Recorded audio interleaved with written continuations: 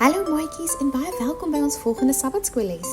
Vandag is ons by les 4 van die 3de kwartaal. Die titel van ons lesie vandag is Almal vir een en een vir almal. Die geheelteksvers kom uit Efesiërs 6 vers 7 en dit sê: Dien mekaar heel hartig asof jy die Here dien en nie mense nie. Die boodskap is dat God vir ons gawes gee sodat ons ander kan help. Het jy al ooit 'n doopdiens in jou kerk bygewoon? Was die mense gelukkig of hartseer? Die eerste Christene was oor die maan, omdat so baie mense by die kerk aangesluit het. Die disippels was so bly. Hulle kon dit amper nie glo nie. 3000 nuwe gelowiges het by die kerk aangesluit in een dag.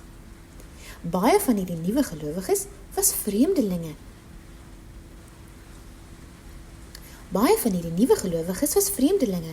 En hulle het ver na Jerusalem gereis om die Paasfees by te woon. Meeste van hulle het beplan om huis toe te gaan sodra die fees verby was, maar nou het hulle van plan verander. Hulle wou nog so klein bietjie langer daar bly om meer te leer oor Jesus van die disippels af. Die kerk in Jerusalem het die nuwe mense met oop arms ontvang. Hulle het saam geëet, saam gebid en die Here saam aanbid. Van die gelowiges in Jerusalem was baie wel af, maar ander was arm. Party het absoluut niks besit nie, want hulle families het hulle uitgeskop toe hulle Christene geword het. Van die gelowiges het hulle eiendom of besittings verkoop, sodat hulle ander kon help. Almal het gedeel wat hulle gehad het. Aardse dinge was net nie meer so belangrik nie. Hulle het geglo dat Jesus opgestaan het uit die graf en hulle het geglo dat hy weer gaan terugkom. Hulle het geweet dat hy hulle gaan kom haal om hemel toe te gaan en hulle was vol hoop en liefde.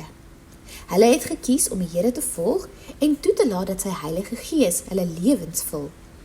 Hulle wou hierdie hoop en liefde met almal wat hulle ontmoet deel.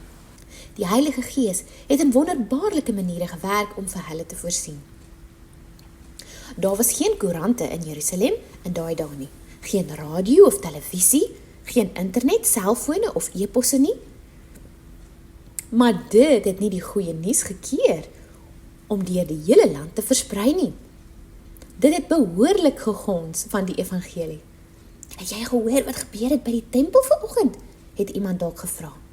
'n ander persoon kon dalk bygeval het. Onthou my buurvrou, die een wat van geboorte af al krippel was? Wel, laat ek jou vertel wat gister met haar gebeur het. Weet jy wat het ek gesien?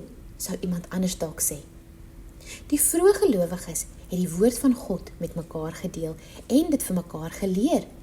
Hulle het met blye harte met mekaar gedeel. Hulle het gereeld saam geëet en hulle het die nagmaal saam gedeel. Elke dag was 'n dag van gebed en lofprysing. Elke nuwe dag het die mense nog ander van Jesus vertel. En elke dag het nog meer mense deel geword van hierdie nuwe kerk.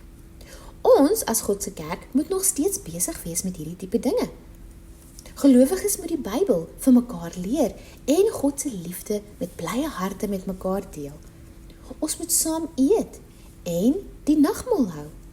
Saam kan ons die Here loof, sy woord studeer en saam bid.